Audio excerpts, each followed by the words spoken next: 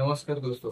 आज हम बताएंगे अपने मन को शांत कैसे रखना है। तो चलिए दोस्तों, शुरू करते हैं आज की नई कहानी। कभी कभी यूं ही बेवजह किसी बात को लेकर तरह तरह के सवाल उठने लगते हैं हमारे मन में फिजूल।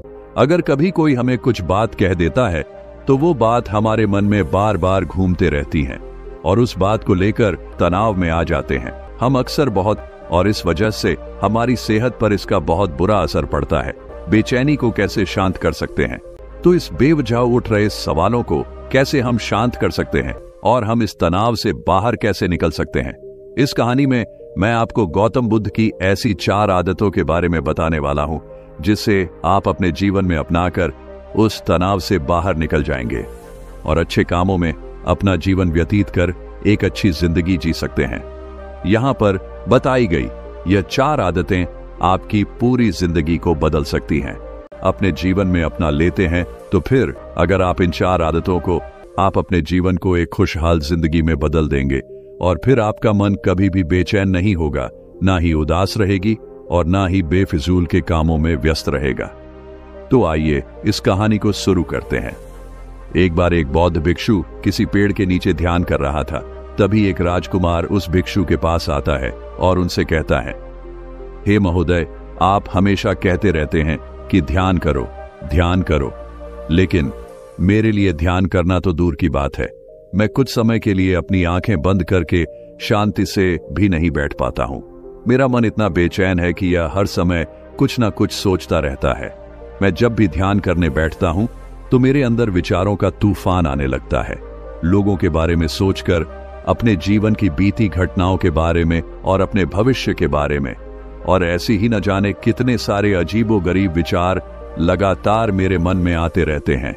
मैं इन्हें रोकने की बहुत कोशिश करता हूं, लेकिन जब मैं इन्हें रोकने के लिए ध्यान करने की कोशिश करता हूं तो मेरा मन अशांत होने लगता है और फालतू की बातें मन में उठने लगते हैं, तो मैं ध्यान को तोड़कर बैठ जाता हूं। इतनी बातें कहने के बाद वह उस बौद्ध भिक्षु की ओर देखता है और कहता है, महोदय, कृपा करके आप मेरी इस समस्या का कोई समाधान बताएं। यह सुनकर भिक्षु ने कहा, मैं क्या समाधान बता सकता हूं? सोचो, तुम्हारा ही मन है, लेकिन यह तुम्हें कुछ देर तक आंख बंद करके बैठने भी नहीं देता है। तुमने अपने इस मन को कितना आजाद कर रखा है। राजकुमार ने कहा, महोदय, मैंने बहुत सोचा, लेकिन मुझे अपनी इस समस्या का कोई समाधान समझ नहीं आया, इसलिए मैं आपकी शरण में आया हूं। अब आप ही कोई रास्ता दिखाइए। भिक्षु ने कुछ देर तक राजकुमार के चेहरे की तरफ बड़े ध्यान से देखा और फिर कहा, ठीक है, मैं तुम्हें अपने स्वामी गौतम बुद्ध की बताई गई 4 आदत के बारे में बताऊंगा। अगर तुम ये 4 आदतें छोड़ दोगे तो फिर तुम्हारा मन लगने लगेगा और तुम्हें कभी भी बेचैनी नहीं होगी। राजकुमार पूरे ध्यान लगाकर उस बौद्ध भिक्षु की बातें सुनने लगा। भिक्षु ने कहा, पहली आदत यह है कि दूसरों के मन को पढ़ना छोड़ दो। तुम और तुम्हारे जैसे ज्यादातर लोग यही गलती करते हैं कि वो दूसरों के मन की बातों को पढ़ने का प्रयास करते हैं, जैसे कि अच्छा, सामने वाला मेरे बारे में ऐसा सोच रहा है। और यही एक आदत तुम्हें सबसे ज्यादा बेचैन और परेशान करती है। ज्यादातर समय पर लोग दूसरों के मन की बातों को गलत और नकारात्मक तरीके से ही पढ़ते हैं। जैसे कि लोग अक्सर सोचते हैं कि दूसरे लोग उनकी तरक्की से जलते हैं, उसे नीचा दिखाना चाहते हैं, उसे पसंद नहीं करते, उसकी मदद नहीं करना चाहते, और ऐसी ही ना जाने कितनी सारी नकारात्मक बातें ये लोग दूसरों के प्रति अपने अंदर बैठा लेते हैं। फिर उनके बारे में ही सोचते रहते हैं, उनसे बदला लेने के तरीके सोचते रहते हैं, उन्हें नीचा दिखाने के मौके ढूंढते रहते हैं, और दूसरों के प्रति यही नकारात्मक सोच इन्हें दुखी करती है और फिर ये लोग बेचैनी महसूस करते हैं। इसलिए दूसरे लोग क्या सोच रहे हैं इसका अनुमान लगाना बंद करो। दूसरे लोगों के मन के विचारों को पढ़ने की कोशिश करना बंद करो। अगर पढ़ना ही है तो खुद के विचारों को पढ़ना शुरू करो कि तुम्हारे अंदर क्या चल रहा है। कहीं तुम नकारात्मक सोच, शिकायत या बुराई करने जैसी आदतों के शिकार तो नहीं हो रहे हो? फिर बौद्ध भिक्षु ने कहा, दूसरी आदत ये सोचना कि अगर असफल हो गए तो लोग क्या कहेंगे, कहीं लोग मुझ पे हंसेंगे तो नहीं। जो हंस रहा है उसे हंसने दो। लोगों के असफलता पर हंसना तो लोगों का धर्म है, क्योंकि अगर तुम सफल हो जाते तो यही वो लोग हैं जो तुम्हारी तारीफ करते। तुम्हें सम्मान देते, तुम पर गर्व करते। अगर तुम अपनी सफल होने पर दूसरों से तारीफ की उम्मीद करते हो तो अपनी असफलता पर उनके हंसने से तुम्हें दुखी नहीं होना चाहिए। और समस्या ही यही है कि हम इंसान असफलता को बुरा मानते हैं, जबकि असफल होना सफल होने से भी ज्यादा जरूरी है, क्योंकि बिना असफल हुए सफल इंसान के अंदर घमंड और दूसरों को खुद से छोटा समझने की भावना पैदा करती है। सच तो यह है कि हम सबके भीतर एक गहरे युद्ध का सामना हो रहा होता है। क्या हम अपने मन को काबू कर पाएंगे? कभी कभी यह सवाल इतना मुश्किल लग सकता है कि हम सोचना भी छोड़ देते हैं। आपने देखा है ना, ऐसे लोग जिन्हें शांत रहना बहुत कठिन लगता है, वो लोग जो हर छोटी बात पर घबराते हैं, गुस्से में आ जाते हैं या फिर अपने विचारों में ही उलझे रहते हैं। ऐसे लोग न सिर्फ खुद परेशान होते हैं बल्कि अपने आसपास के लोगों को भी तकलीफ पहुंचाते हैं। वो बिना जाने बिना समझे दूसरों की जिंदगी में तूफान ला देते हैं। तो क्या सच में हमारे मन को काबू में रखना इतना मुश्किल है? जबकि असफलता हमें विनम्र रहना, धैर्य रखना और लगातार प्रयास करना सिखाती है। इसलिए असफलता को बुरा मत समझो, और अगर तुम्हारे काम में असफल होने की संभावना नहीं है तो इसका अर्थ है कि तुमने अपना लक्ष्य अपनी क्षमताओं से छोटा बनाया है। और अगर लोग तुम पर हंस नहीं रहे, तुम्हें ताने नहीं मार रहे हैं, तुम्हारी बुराई नहीं कर रहे हैं, तो इसका मतलब तुम अंदर से मरे हुए हो। तुम अपने मानसिक सीमाओं से बाहर जाकर कुछ नया करने का प्रयास नहीं कर रहे हो, क्योंकि असफल भी वही होता है जो कुछ नया करने का प्रयास करता है। और एक बात हमेशा याद रखना, अगर तुम्हारे अंदर असफल होने का साहस नहीं है तो तुम कभी भी कोई भी बड़ा लक्ष्य हासिल नहीं कर पाओगे जो तुम करना चाहते हो। इसलिए असफल होने और लोगों के हंसने से डरना बंद कर दो। बौद्ध भिक्षु ने आगे कहा कि तीसरी आदत यह है कि बेवजह समय को बर्बाद करना छोड़ दो। लोगों को लगता है कि वो समय को काट रहे हैं, लेकिन असल में समय हर बार उन्हें काट रहा है। लोगों के द्वारा समय को व्यर्थ के कामों में बर्बाद करने का केवल एक ही कारण है, और वह ये है कि उन्हें लगता है कि उनके पास बहुत समय है, जबकि सच्चाई यह नहीं है, क्योंकि उनसे पहले वाले लोगों को भी यही लगता था कि उनके पास बहुत समय है, लेकिन उन्हें पता नहीं चल पाया कि कब समय बीत गया और उनका बुलावा आ गया, और जब तक उन्हें अपनी गलती का एहसास हुआ तब तक समय उनके हाथ से निकल चुका था। एक व्यक्ति बाहर से बिल्कुल सामान्य दिखता है, मुस्कुराता है, बात करता है, दुनिया के साथ चलता है, लेकिन उसके भीतर कुछ ऐसा है जिसे वो खुद भी समझ नहीं पाता। मन का शोर, एक ऐसा तूफान जो बाहर से नहीं दिखता पर अंदर ही अंदर सब कुछ तोड़ता चला जाता है। आपने भी कभी महसूस किया होगा, रात को सोते समय जब सब कुछ शांत होता है तब मन सबसे ज्यादा बोलता है। हर सोच, हर डर, हर अधूरी बात एक के बाद एक सामने आती है और हमें चैन से सोने भी नहीं देती। और फिर अगली सुबह हम उठते हैं थक कर, उलझन में, और खुद से कहते हैं कब शांत होगा ये मन? दिक्कत क्या है? दिक्कत यह है कि हमने सीखा ही नहीं कि मन को कैसे काबू में रखा जाए। जब गाड़ी खराब होती है हम मैकेनिक के पास जाते हैं, जब शरीर दर्द करता है डॉक्टर के पास जाते हैं, लेकिन जब मन दर्द करता है हम या तो उसे अनदेखा कर देते हैं या फिर किसी और को दुखी करके खुद को बेहतर महसूस करने की कोशिश करते हैं। एक अशांत मन सिर्फ खुद को नहीं बल्कि आसपास के हर व्यक्ति को भी परेशान करता है। ऐसा व्यक्ति छोटी छोटी बातों पर गुस्सा करता है, दूसरों को नीचा दिखाता है, बातें काटता है, झूठ बोलता है, और कभी कभी तो दूसरों का मन भी अशांत कर देता है, बिना जाने बिना समझे। और इसका मकसद बस खुद के उस अंदरूनी शोर से भागना जिसे वह सह नहीं पा रहा। पर क्या यह समाधान है? क्या दूसरों को दुखी करके हम खुद सुखी हो सकते हैं? बिल्कुल नहीं। यह तो वैसा ही है जैसे कोई अपने ही घर में आग लगा दे और उम्मीद करे कि बाहर ठंडी हवा मिलेगी। अब सवाल उठता है, मन को शांत कैसे करें? देखिए, मन कोई दुश्मन नहीं है। यह वही मन है जिसने आपको हंसाया है, सपने दिखाए हैं, रिश्ते बनाए हैं, लेकिन जब इसे सही दिशा नहीं मिलती यह भटक जाता है। मन को शांत करना आसान नहीं लेकिन नामुमकिन भी नहीं। कई बार हम सोचते हैं मैं तो बहुत अच्छा इंसान हूं, फिर मेरे मन में इतने खराब विचार क्यों आते हैं? सच्चाई यह है कि विचार अच्छे बुरे नहीं होते, वो बस आते हैं। फर्क इस बात से पड़ता है कि हम उन्हें कितना पकड़कर बैठते हैं। एक शांत मन उन्हें आते जाते देखता है, जबकि एक अशांत मन हर एक विचार को पकड़ लेता है और उससे लड़ने लगता है, और इसी लड़ाई से जन्म लेता है तनाव, गुस्सा और अंत में अकेलापन। अब एक अहम सवाल, क्या ऐसे लोगों से दूरी बनानी चाहिए जिनका मन हमेशा अशांत रहता है? हाँ, लेकिन दूरी का मतलब नफरत नहीं होता। इसका मतलब है अपनी शांति की रक्षा करना, खुद को उस जाल में फंसने से बचाना जो दूसरों की नकारात्मकता फैलाती है। लेकिन सिर्फ दूसरों से दूरी बना लेने से काम नहीं चलेगा। असली काम अपने मन को पहचानने का है।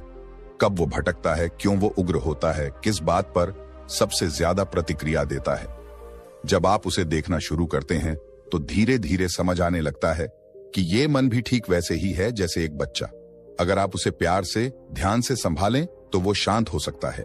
गौतम बुद्ध ने कहा था, मन सब कुछ है, जो तुम सोचते हो वही तुम बन जाते हो। सोचिए, अगर ये बात सही है तो क्या हम अपने ही विचारों से अपना जीवन खराब नहीं कर रहे? आज जो ये वीडियो देख रहा है, शायद आप भी उस बेचैनी को समझते हो। शायद आपने भी उन रातों को जिया है जब नींद नहीं आती, या उन लम्हों को जब सबके बीच रहकर भी अकेलापन लगता है। ये वीडियो आपके लिए है, क्योंकि मन की शांति सिर्फ एक लक्ष्य नहीं है, ये जीवन जीने का तरीका है। अब हम आगे बढ़ेंगे उन 5 खास लक्षणों की ओर जो मन की शांति को वापस लाने में आपकी मदद करेंगे। लेकिन इस शुरुआत को याद रखना, क्योंकि अगर शुरुआत नहीं समझी तो उपाय कभी असर नहीं करेगा। कभी आपका मन बहुत ज्यादा सोचने लगता है।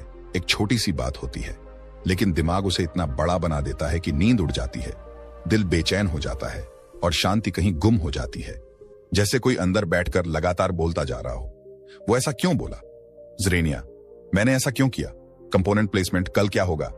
स्विंगल, क्या मैं अच्छा हूं? लॉग मेरे बारे में क्या सोचते होंगे? हम सबके साथ ऐसा होता है। मन कभी चुप नहीं रहता। सुबह उठते ही सोच शुरू, रात को सोते सोते भी दिमाग चलता रहता है।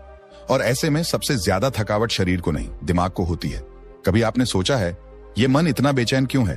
क्यों हम हर वक्त उलझे रहते हैं? क्यों छोटी छोटी बातों पर गुस्सा, चिंता, डर? क्यों? क्योंकि हमने कभी अपने मन को समझा ही नहीं। हमने उसे बस चलता छोड़ा है। जैसे कोई बच्चा बिना सिखाए अकेला सड़क पर दौड़ रहा हो। वो गिरेगा, परेशान होगा और शायद दूसरों को भी परेशान करेगा। एक अशांत मन सिर्फ आपको ही नहीं, आपके आसपास के लोगों को भी तकलीफ देता है। ऐसे लोग दूसरों की बात काटते हैं, जल्दी चिढ़ते हैं, हमेशा दुखी रहते हैं। और सबसे बड़ी बात, उन्हें खुद नहीं पता होता कि उनके साथ क्या हो रहा है। अब सवाल यह है, क्या ऐसा मन कभी शांत हो सकता है? हाँ, बिल्कुल हो सकता है। लेकिन उसके लिए सबसे पहले जरूरी है समझना, रुकना और सुनना। मन को शांत करना कोई जादू नहीं है, ना ही इसके लिए पहाड़ों में जाना पड़ेगा। ये तो हम अपने घर में, अपने काम में और अपनी रोजमर्रा की जिंदगी में कर सकते हैं। बस थोड़ी समझ और थोड़ा अभ्यास चाहिए। इस वीडियो में हम बात करेंगे कि मन को कैसे शांत किया जा सकता है। ऐसी आसान बातें जो आप आज से ही अपनी जिंदगी में उतार सकते हैं, बिना बड़ी बड़ी किताबें पढ़े, बिना किसी महंगे कोर्स के, बस अपने दिल से, अपने आप से जुड़कर। तो चलिए इस वीडियो की शुरुआत करते हैं उस पहली और सबसे जरूरी बात से, जिसके बिना मन को शांत करना मुश्किल है, और वो है स्वीकार करना। जैसे हैं वैसे ही पल को अपनाना। कभी सोचा है कि जब हमारा मन बेचैन होता है, जब विचारों का बवंडर चलता है, जब सब कुछ उलझा हुआ लगता है, उस वक्त हमें क्या करना चाहिए? क्या आपने कभी सोचा है कि शांति कहीं बाहर नहीं, बल्कि आपकी अपनी एक एक सांस में छुपी हुई है? इस वीडियो की शुरुआत हम किसी बड़े सिद्धांत से नहीं करने वाले, ना ही हम आपको जटिल योग सूत्र बताएंगे। हम बात करने जा रहे हैं एक ऐसी चीज की जो हर इंसान के पास है, लेकिन फिर भी सबसे ज्यादा अनदेखी की जाती है। सांस, वो जो आपके जन्म से शुरू हुई थी और आपके अंतिम क्षण तक चलती रहेगी। पर आपने कभी उस सांस को देखा है, महसूस किया है? बस एक बार अभी जहां भी आप हैं, अपनी आंखें बंद करें और एक गहरी सांस लें और महसूस करें कि कैसे हवा आपकी नाक से होकर आपके भीतर जाती है, कैसे फेफड़े फूलते हैं, कैसे मन कुछ देर के लिए शांत हो जाता है। शायद आपने पहली बार ध्यान दिया होगा कि जब आप सांस पर ध्यान देते हैं तो आप कहीं दूर नहीं जाते, आप लौटते हैं अपने अंदर। आज की भागती दौड़ती जिंदगी में हम हर चीज पर ध्यान देते हैं, दूसरों के फैसलों पर, मोबाइल नोटिफिकेशंस पर, सोशल मीडिया पर, भविष्य की टेंशन पर और बीते कल के पछतावे पर। लेकिन जिस चीज पर ध्यान देना सबसे ज्यादा जरूरी है, वो है हमारी सांस। अब आप सोच रहे होंगे, सांस पर ध्यान देने से क्या होगा? इससे कोई बिल नहीं भरेगा, तनाव थोड़े ही कम हो जाएगा। और यही हम सबसे बड़ी भूल कर देते हैं, क्योंकि ये छोटी सी चीज हमें उस जगह ले जाती है जहां हमारी सारी समस्याओं की जड़ है, हमारे मन के भीतर। और जब आप शांत होते हैं तो आपकी सांस गहरी और सहज हो जाती है। इसका मतलब क्या है? जब भी आप परेशान हो, चिंतित हो, घबराए हुए हो या गुस्से में हो, आपने गौर किया होगा कि आपकी सांस तेज हो जाती है, उथली हो जाती है, अनियंत्रित हो जाती है। मन और सांस एक दूसरे से जुड़े हुए हैं। मन अशांत होगा तो सांस भी अशांत हो जाएगी। और जब आप अपनी सांस को शांत करते हैं तो धीरे धीरे आप अपने मन को भी शांत कर सकते हैं। लेकिन दिक्कत यह है कि आज की दुनिया में ध्यान बिखरा हुआ है। लोग हर वक्त अपने फोन में खोए रहते हैं, या फिर किसी काम में उलझे रहते हैं। हमारे पास हर चीज के लिए समय है, लेकिन अपने भीतर झांकने का समय नहीं है। और इसलिए लोग मेडिटेशन को, सांस पर ध्यान देने को कोई बोरिंग एक्टिविटी समझते हैं। पर क्या आप जानते हैं, दुनिया के सबसे बड़े बिजनेस लीडर्स, खिलाड़ी, कलाकार और संत, सबने इस एक साधारण से अभ्यास को अपने जीवन में उतारा है। उन्होंने ये जाना है कि अगर आप हर दिन कुछ मिनट सिर्फ अपनी सांस पर ध्यान दे लें, तो आप खुद को तनाव से, डर से, बेचैनी से और भ्रम से धीरे धीरे मुक्त कर सकते हैं। मान लीजिए कि आपका मन एक झील है और आपकी सारी चिंताएं, सोच, विचार पत्थरों की तरह उस झील में गिरते हैं। तो पानी में हलचल होती है, लहरें उठती हैं, आपको कुछ दिखाई नहीं देता, सब धुंधला लगता है। लेकिन जब आप सिर्फ सांस पर ध्यान देते हैं, तो आप पत्थर फेंकना बंद कर देते हैं। धीरे धीरे झील शांत हो जाती है और आप उसके नीचे छिपी सच्चाई को देख पाते हैं। ऐसी ही एक कहानी थी। बस पश्चाताप रह गया था कि सारा जीवन व्यर्थ के कामों में बर्बाद कर दिया और फिर इस दुनिया से बिना खुद को जाने, बिना इस जीवन की सच्चाई को समझे वो चले गए। इसलिए जब तक यह जीवन है, इसे अच्छे कामों में लगाओ। खुद को जानने में, दूसरों की मदद करने में, लोगों को सही राह दिखाने में, मानवता के कल्याण में। और दूसरी बात, समय को बर्बाद करने से आज तक किसी को खुशी नहीं मिली है। हालांकि समय काटने से तुम्हें क्षण भर की खुशी तो महसूस हो सकती है, लेकिन जब तुम्हें होश आता है और तुम देखते हो कि कितना सारा समय बर्बाद किया जा चुका है, तब तुम्हें खुद पर क्रोध आता है और तुम पश्चाताप के भाव से भर जाते हो। और फिर यही पश्चाताप का भाव तुम्हारे अंदर तनाव पैदा करता है और तुम बेचैन हो जाते हो और लगातार अपनी उस गलती के बारे में सोचते रहते हो। फिर तुम्हारा किसी भी काम में मन नहीं लगता और तुम उदास रहने लगते हो और यह चक्र लगातार चलता रहता है, जिसकी शुरुआत हुई थी समय को काटने से। इसलिए समय को काटना बंद करो और वो करना शुरू करो जो जरूरी है। बौद्ध भिक्षु ने आगे कहा, चौथी आदत ये सोचना छोड़ दो कि मुझसे बड़े बड़े लोग नहीं कर पाए तो मैं कैसे कर पाऊंगा। असल में दूसरों से खुद की किसी भी चीज में तुलना करना ही व्यर्थ है और यह तुलना करना ही हमें हानि पहुंचती है। सबकी परिस्थितियां अलग अलग होती हैं, सबकी सोच अलग है। और क्या हुआ, अगर दूसरे नहीं कर पाए तो हो सकता है कि तुम ही कर जाओ, क्योंकि अक्सर वही लोग इतिहास रचते हैं जिनसे ज्यादा उम्मीद नहीं होती। और फिर हो सकता है कि जिसे तुम बड़ा समझ रहे थे, जिसके लिए तुम सोच रहे थे कि उसने बहुत मेहनत की है, बहुत प्रयास किया है, उसने कभी उतना प्रयास किया ही ना हो, केवल मेहनत करने का दिखावा किया हो। क्योंकि ज्यादातर लोग कभी उतनी मेहनत करते ही नहीं है जितनी उन्हें अपने लक्ष्य प्राप्ति के लिए करनी चाहिए, और दूसरे लोगों के सामने यह दिखाने का प्रयास करते रहते हैं कि मैंने तो बहुत मेहनत की थी, लेकिन मेरी किस्मत ही खराब थी।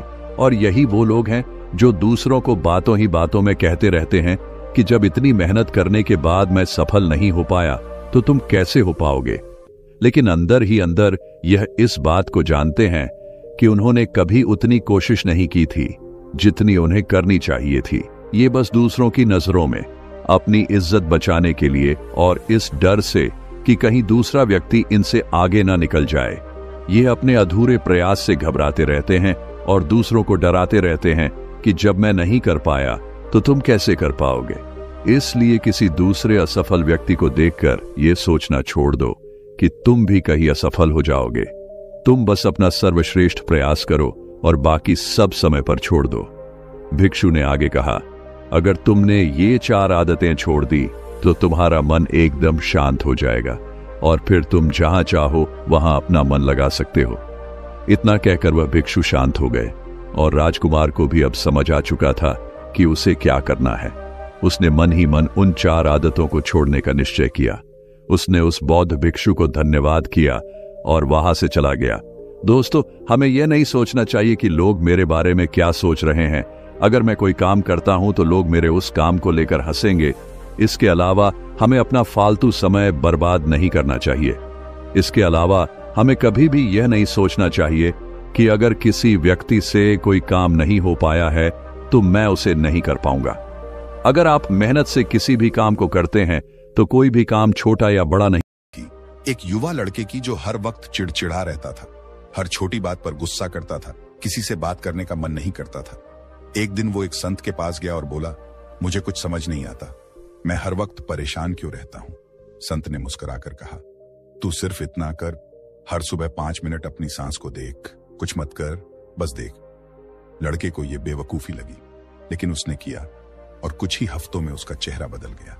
अब वो उतना जल्दी गुस्से में नहीं आता था, बातें कामली समझने लगा था और धीरे धीरे उसे अपने भीतर का शोर सुनाई देना बंद हो गया। ये कहानी हम सब की हो सकती है, क्योंकि हम सब उस लड़के जैसे ही हैं, बस बाहर से सामान्य दिखते हैं, लेकिन अंदर एक तूफान चलता रहता है और उस तूफान को थामने की शक्ति आपकी अपनी सांस में है। ये कोई आध्यात्मिक प्रवचन नहीं है, ये एक वैज्ञानिक तथ्य है। जब आप सांस पर ध्यान देते हैं, आपका नर्वस सिस्टम शांत होता है, तनाव का हार्मोन कम होता है और आपका शरीर और दिमाग रिलैक्स मोड में चला जाता है। तो अगली बार जब आपको लगे कि सब कुछ बेकाबू हो रहा है, कोई रिश्ता टूट रहा है, काम का दबाव बढ़ रहा है या मन खुद से ही भाग रहा है, तो बस एक काम कीजिए, रुकिए, बैठिए और सांस लीजिए। बस इतना ही। यही शुरुआत है, यही पहला कदम है एक शांत जीवन की ओर। और अगली बार हम जानेंगे कि कैसे ये शांत सांस हमें उस आत्म स्वीकृति की ओर ले जाती है, जहां हम हर चीज को जैसे है वैसे ही अपनाना सीखते हैं। क्योंकि जब आप सांस पर ध्यान देते हैं, तो आप खुद पर ध्यान देना शुरू करते हैं और वहीं से असली परिवर्तन शुरू होता है। इस वीडियो को देखने के बाद क्या आप आज सिर्फ 5 मिनट अपनी सांस के साथ बैठ सकते हैं, बिना किसी उम्मीद के, बिना किसी रिजल्ट के, बस खुद से मिलने के लिए? शायद वहीं आपका मन पहली बार शांत हो जाए। कभी सोचा है कि जो सबसे ज्यादा दर्द देता है वो परिस्थिति नहीं होती, बल्कि हमारी उस परिस्थिति से लड़ने की कोशिश होती है? कभी सोचा है कि हम मन से क्यों परेशान रहते हैं? क्यों हम हर उस चीज से लड़ते रहते हैं जो हमारे नियंत्रण में नहीं होती? क्यों हमें बार बार ऐसा लगता है कि ऐसा नहीं होना चाहिए था, ये वैसा क्यों नहीं हुआ जैसा मैंने सोचा था, लोग मेरे हिसाब से क्यों नहीं बदलते? हम हर चीज को बदलना चाहते हैं, मौसम, लोग, रिश्ते, हालात और कभी कभी खुद को भी। पर हम भूल जाते हैं कि सबसे बड़ी शांति तब आती है जब हम स्वीकार करना सीख जाते हैं। स्वीकार्यता, एक्सेप्टेंस, ये शब्द जितना सरल लगता है उतना ही गहरा है। और आज हम इसी गहराई में उतरने वाले हैं, धीरे धीरे भावनाओं को महसूस करते हुए। जब कोई कहता है जो है उसे वैसे ही अपनाओ, तो सुनने में यह बात बहुत सीधी लगती है, पर असल में यही वो मोड़ होता है जहां ज्यादातर लोग हार मान लेते हैं। क्योंकि हमारी परवरिश, समाज और खुद की सोच हमें सिखाती है कि हर चीज को बदलना चाहिए। अगर हालात अच्छे नहीं हैं तो उन्हें बदलो, अगर लोग तुम्हें समझ नहीं पा रहे हैं तो उन्हें बदलो, अगर जीवन तुम्हारे अनुसार नहीं चल रहा है तो खुद को दोष दो और ज्यादा कोशिश करो। पर कोई ये नहीं सिखाता कि कभी कभी छोड़ देना और जैसा है वैसा ही रहने देना सबसे बड़ा समाधान होता है। मन तब सबसे ज्यादा अशांत होता है जब वो वास्तविकता से लड़ता है। हम चाहते हैं कि दुख ना आए, पर दुख तो जीवन का हिस्सा है। हम चाहते हैं कि लोग हमारे जैसा सोचें, पर हर इंसान की सोच अलग होती है। हम चाहते हैं कि हमारे फैसले हमेशा सही साबित हों, पर गलती भी इंसानियत की पहचान है। मान लीजिए आप एक नदी के बीच बह रहे हैं और आप बहाव की उल्टी दिशा में तैरने की कोशिश कर रहे हैं। थकेंगे, डूबेंगे, गुस्सा आएगा और अंत में लगेगा कि जीवन बहुत भारी हो गया है। पर अगर आप बहाव के साथ बहना सीख जाएं, तो पानी वही है, हालात वही हैं, पर अनुभव पूरी तरह बदल जाता है। स्वीकार्यता का मतलब हार मानना नहीं है, ये कोई निष्क्रियता नहीं है, ये जीवन से भागना नहीं है, बल्कि यह वो आंतरिक सहमति है जो कहती है जो है वह है और मैं इसे वैसे ही देखने को तैयार हूं जैसा यह सचमुच है। और यही सहमति मन को अजीब सी शांति देती है। पर आज लोग सोचते हैं कि अगर मैंने हालात को स्वीकार कर लिया तो इसका मतलब है कि मैंने कोशिश करना छोड़ दिया। लेकिन सच्चाई बिल्कुल उल्टी है। जब आप स्वीकार करते हैं कि हाँ, अभी मेरा मन दुखी है, हाँ, इस वक्त चीजें मेरे मुताबिक नहीं है, हाँ, मैं इस समय असफलता का सामना कर रहा हूं, तो आप सच्चाई को देखने लगते हैं। और सच्चाई को देखने के बाद ही सही दिशा में चलना संभव होता है, क्योंकि तब आप भ्रम से बाहर आ जाते हैं। एक बार एक युवा लड़का एक बुद्धिमान गुरु के पास गया और बोला, गुरुदेव, मैं दुखी हूं, कुछ भी अच्छा नहीं लगता, सब उल्टा हो रहा है। गुरु ने कहा, इस कटोरे में पानी भर और इस पर एक पंख रख दे। लड़के ने वैसा ही किया। गुरु बोले, अब इस पानी को हिलाना बंद कर। लड़का बोला, पर पानी तो खुद हिल रहा है। गुरु मुस्कुराए, ठीक वैसे ही जैसे तेरा मन जब तक तू हालात को स्वीकार नहीं करेगा तब तक मन खुद ब खुद हिलता रहेगा। स्वीकार करना यानी मन को स्थिर करना, कोई चीज बदलने से पहले उसे वैसे का वैसा देखने का साहस रखना। आज के समय में हम हर भावना को दबा देना चाहते हैं। अगर दुख है तो तुरंत ध्यान भटकाओ, अगर गुस्सा है तो मोबाइल में खो जाओ, अगर डर है तो दिखाओ कि सब ठीक है। लेकिन जो चीजें हम स्वीकार नहीं करते वो अंदर कहीं जमा होती रहती हैं। वो धीरे धीरे हमारे मन को और भारी बनाती हैं। अगर आप सच में हल्का महसूस करना चाहते हैं तो सबसे पहले वो स्वीकार करें जो है। स्वीकार करें कि आप हर बार खुश नहीं रह सकते। स्वीकार करें कि आप हर किसी को खुश नहीं कर सकते। स्वीकार करें कि जीवन में उतार चढ़ाव रहेंगे ही। स्वीकार करें कि अभी आप जिस दौर से गुजर रहे हैं वो भी किसी गहरी समझ की तैयारी हो सकती है। और ये सब तभी संभव है जब आप खुद से भागना बंद करते हैं। कभी कभी लोग पूछते हैं, मैं कैसे शांति पाऊं? तो जवाब है, शांति कोई गंतव्य नहीं है, बल्कि यह स्वीकार्यता का परिणाम है। आप जितना कम लड़ते हैं उतना ज्यादा मुक्त होते हैं। जरा सोचिए, क्या होता अगर आप अभी जिस परिस्थिति में हैं उसी को पूरी तरह स्वीकार लें? न कोई शिकायत, न कोई अपेक्षा, बस इतना कहें, ठीक है, यह अभी मेरी सच्चाई है। तो क्या होगा? आप खुद को उसी जगह से प्यार देना शुरू करेंगे जहां आप हैं, न कि उस जगह से जहां आप पहुंचना चाहते हैं। और यही तो जीवन है, न भागने का नाम, न बदलने की जिद, बल्कि हर पल को अपनाने की कला। आज अगर आपने ये सीख लिया तो आने वाले हर लक्षण, हर अनुभव, हर चुनौती आपके लिए कुछ नया अर्थ लेकर आएगी। और यहीं से हम अगले कदम की ओर बढ़ेंगे, जहां शांति की यात्रा हमें एक और भावनात्मक मोड़ पर ले जाएगी। पर उससे पहले क्या आप खुद से एक वादा कर सकते हैं कि आज आप सिर्फ एक बात स्वीकार करेंगे, कोई एक बात जो आपको अब तक खल रही थी, और कहेंगे, कभी सोचा है कि जब आप सबसे ज्यादा लोगों के बीच होते हैं, ठीक है, मैं तुझसे नहीं लड़ूंगा, मैं तुझे अपनाता हूं, तब भी भीतर एक अजीब सी खामोशी होती है। और जब आप अकेले होते हैं तब भी मन में हजारों आवाजें गूंजती रहती हैं। आखिर असली शांति कहां है? बाहर की भीड़ में या भीतर की खामोशी में? आज हम बात करने वाले हैं उस गहराई की जिसे छूने के लिए ज्यादा बोलने की नहीं बल्कि मौन रहने की जरूरत होती है। उस सच्चाई की जो भीड़ में नहीं बल्कि अकेलेपन में धीरे से सिर उठाती है। उस अभ्यास की जिसे हम अक्सर नजरअंदाज कर देते हैं, लेकिन वही हमारी आत्मा को सबसे ज्यादा छूता है। मौन और अकेलेपन का अभ्यास। हम एक ऐसे युग में जी रहे हैं जहां हर समय कोई ना कोई बोल रहा होता है। फोन की घंटी, नोटिफिकेशन की आवाज, टीवी की चीख, सोशल मीडिया की न खत्म होने वाली बातें, हर तरफ शोर है। और धीरे धीरे हम इतने अभ्यस्त हो गए हैं इस शोर के कि चुप्पी हमें डराने लगी है। पर क्या आपने कभी उस डर का सामना किया है? कभी अपने आप से पूछा है, मैं अकेले क्यों नहीं रह पाता? मौन में मुझे बेचैनी क्यों होती है? जब कोई नहीं बोलता तब मेरे अंदर कौन बोल रहा होता है? असल में मौन कोई खालीपन नहीं है, बल्कि यह उस जगह का नाम है जहां हम पहली बार सुनना शुरू करते हैं खुद को। और यही वो पहली सीढ़ी है आत्म शांति की। मौन और अकेलापन, ये दो ऐसे मित्र हैं जो धीरे धीरे आपकी आत्मा से आपको मिलवाते हैं। जब आप किसी कमरे में अकेले बैठते हैं, मोबाइल साइलेंट होता है, कोई आवाज नहीं होती, और आप न किसी को सुन रहे होते हैं न किसी को समझा रहे होते हैं, बस होते हैं, तब कुछ नया जन्म लेता है। वो आवाज जो हमेशा आपके अंदर थी पर शोर में दब गई थी, वो धीरे धीरे बाहर आने लगती है।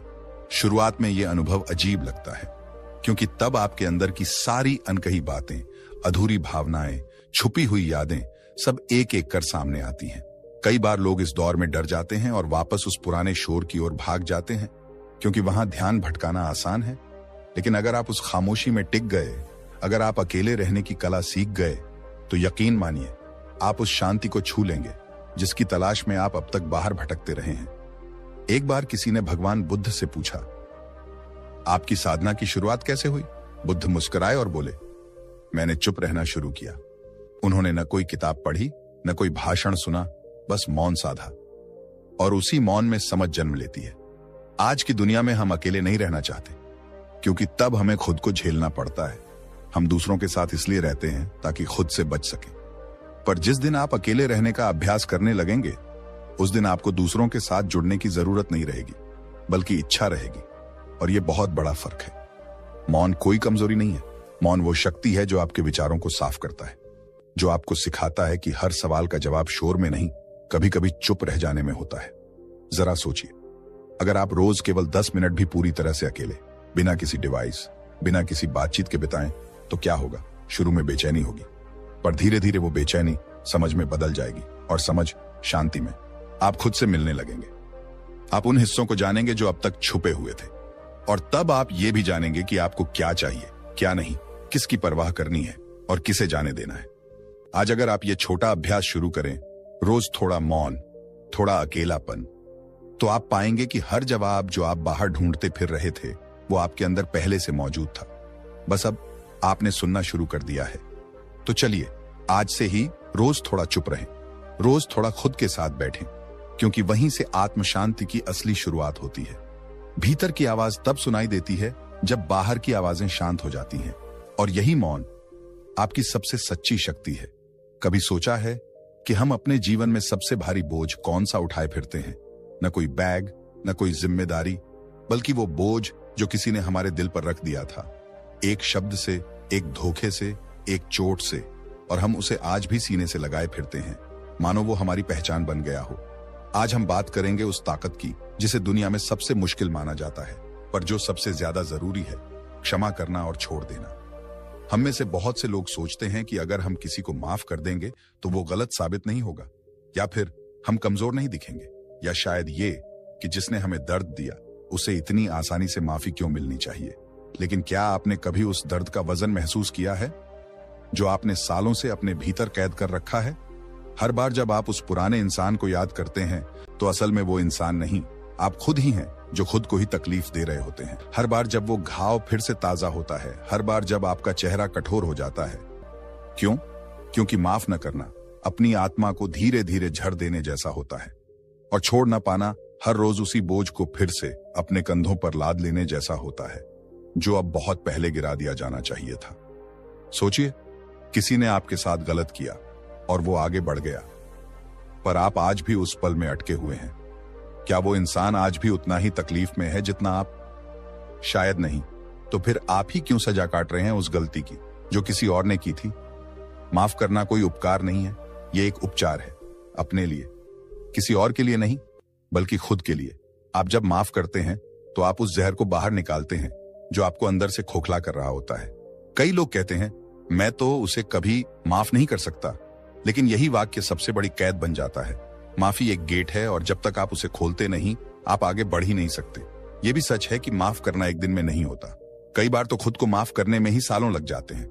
पर इसकी शुरुआत तब होती है जब आप एक पल के लिए ठहर कर खुद से कहते हैं, अब बहुत हुआ, अब मुझे ये बोझ नहीं चाहिए, अब मैं खुद को आजाद करता हूं।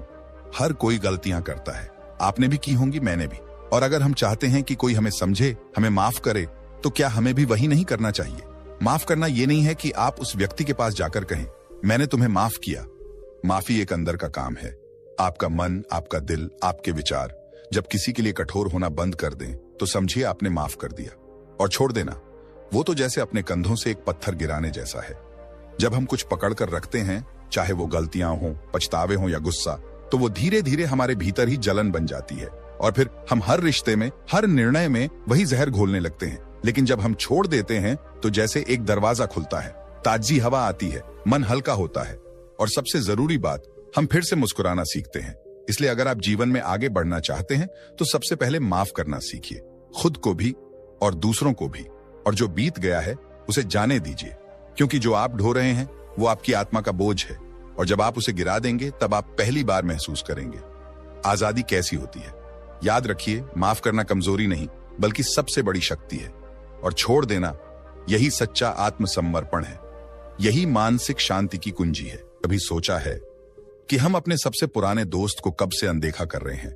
वो जो हर सुबह सूरज की पहली किरण के साथ हमें मुस्कान देता है, वो जो हवा की हर सरसराहट में हमारे कानों में कुछ कहता है, वो जो बारिश की हर बूंद में हमारे भीतर कुछ धोता है, वो दोस्त है प्रकृति। आज की ये दौड़ती भागती जिंदगी, मोबाइल स्क्रीन, ट्रैफिक, भीड़, कॉन्फ्रेंस कॉल्स और एक न रुकने वाला मानसिक शोर, इन सब के बीच जब भी कोई कहता है मन शांत नहीं होता, तो जवाब शायद कहीं बहुत नजदीक होता है। बस एक पेड़ की छांव में बैठ जाना, बस नदी के किनारे कुछ देर चुप रह जाना, या पहाड़ों की गोद में एक गहरी सांस लेना। प्रकृति ये कोई जगह नहीं, ये हमारे भीतर खोया हुआ एक अनुभव है।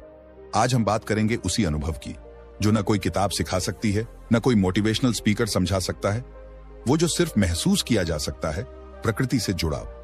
बहुत से लोग सोचते हैं कि मानसिक शांति के लिए कोई कोर्स करें, ध्यान लगाएं या विदेश चले जाएं।